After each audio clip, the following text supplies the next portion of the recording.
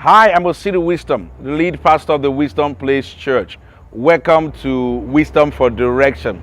This month of February is Love Month, Love Month, love in the air, love in the air. Okay, so I'm going to have this, my love, somewhere here. It's too high.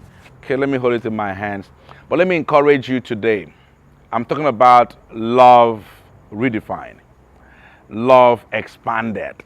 Anyhow you want to talk about it, but love. And I'm going to do, some episodes talk about love to help you understand the meaning of love and what you should expect from somebody that loves you, how to give love and how to receive love back.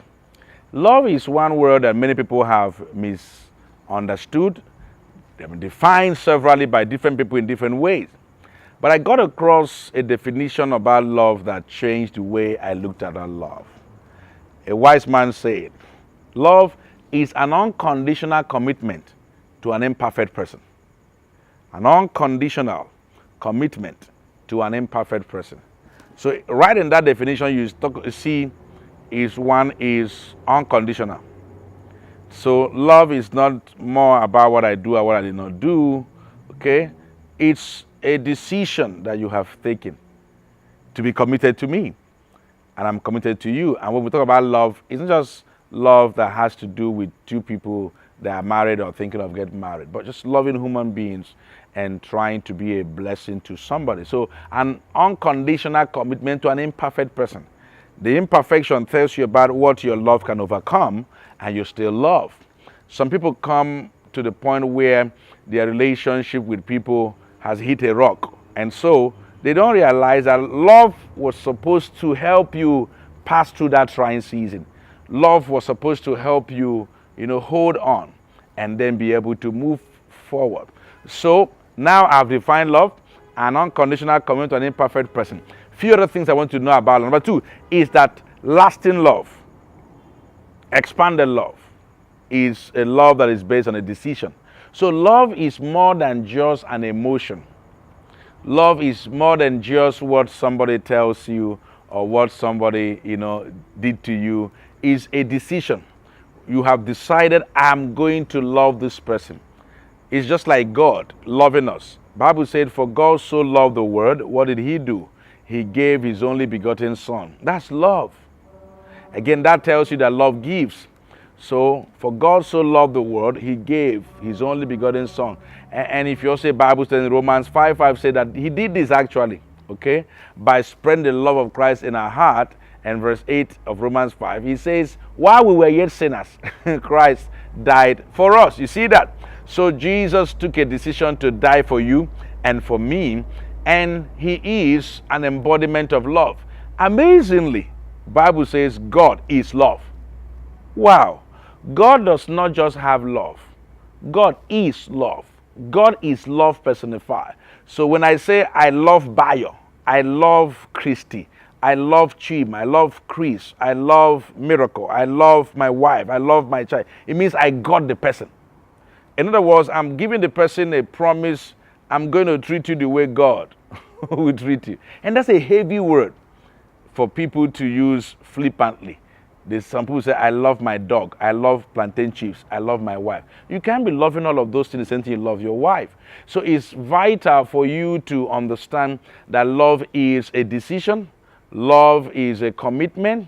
Love also can be tough sacrifices that you go through to make sure that someone survives a pain, survives a trying season. And that's why you see some people, when somebody has so much resources, they hang around the person. When the person's resources has run down, maybe money has run down, they'll leave him. But Proverbs 17:17 says, a friend loves at all times. So one way to know who a true friend is does he or she love you at all times? Are you loved at all times? It's vital for you to capture that the spirit that helps you to win, the spirit that helps you to conquer, the spirit that helps you to go forward and achieve much more is the spirit that has been colored by love. I'll be right back.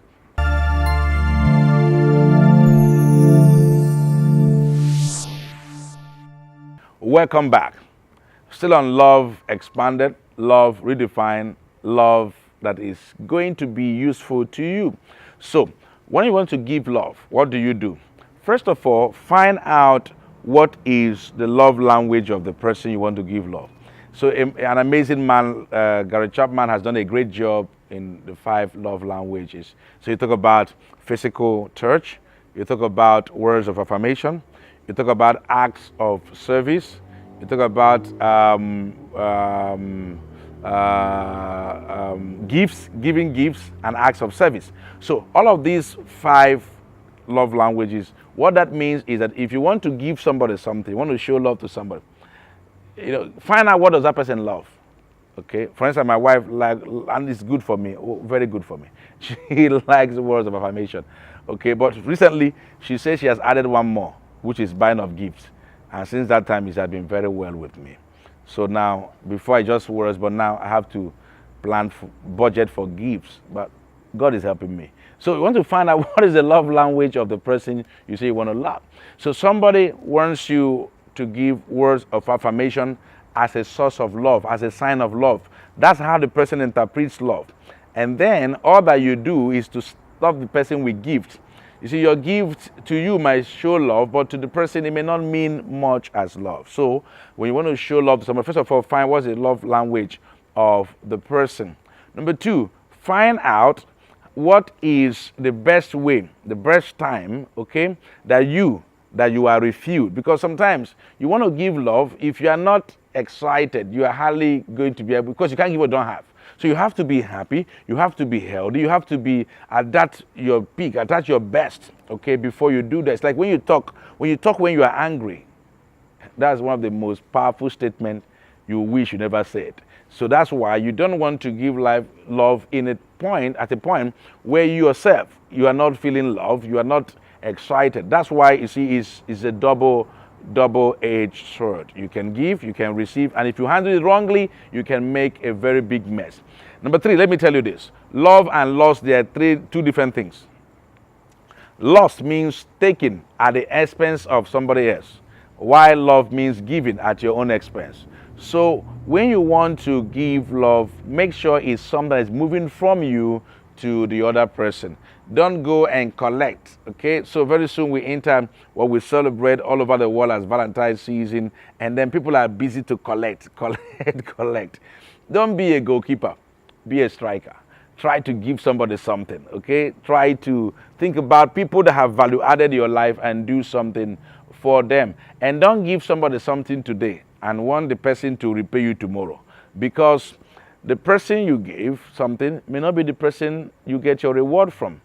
So listen to this. You may not reap where you sowed, but you always reap what you sowed. So that person may not be the person that will give you back, somebody else, because once value goes out, value is going to come back to you in multiple fold. So let me encourage you in this season of love. Go out there and do loving things to people. Go out there and write a letter to somebody and tell the person how nice the person has been all your life. Tell the person, recall a story of how that person helped you. Maybe when you were traveling, you were stranded, and then you became a stranger to somebody's home, and they opened their homes for you, and you slept. Since that day, have you called them back? Have you even told them, I arrived safely to my home? And then try to keep contact with them. Go and do that. Maybe somebody is angry with you. Can you seek reconciliation? Call on the phone and then reconcile. Forgive somebody this season. Also budget to buy something for somebody. There is a way you can show love by giving gifts to people. Okay, find out what gifts people like. And if you're going to buy something for somebody, do a little research. Okay, I see people that said, Pastor, I want to surprise you with this gift. In the long run, they get surprised. So they go and buy a shoe that's not my size. And I ask the person, so me and you now, who is surprised? So before you surprise somebody, even not ask the person directly, try and do a little undertone with somebody that's close to the person and find something that the person can value. Again, don't buy something somebody would not value. Just find a way to do a little research. You'll be amazed what you can do. Also, you can do acts of service. Go out there and clean the street. Go out there and wash car for somebody. Go out there and pay for a meal for somebody. Go out there and just do something. Clean the street, clean the cobwebs, do something. Love. Love must not be all about money. It's not all about going to fast food to eat. It's about, how do I make the life of somebody better? How do I take a decision that in spite of your weaknesses, I'm still going to love you. I'm still going to show you how much I care for you. Love makes this world sweeter. Love makes this world go round. I want to encourage you, don't be a goalkeeper, be a striker and decide, I'm going to do something amazing this season. I'm going to hear from you and your testimony. Thank you for all those that are giving us feedbacks on how this program or how these telecasts have been a mighty blessing to you.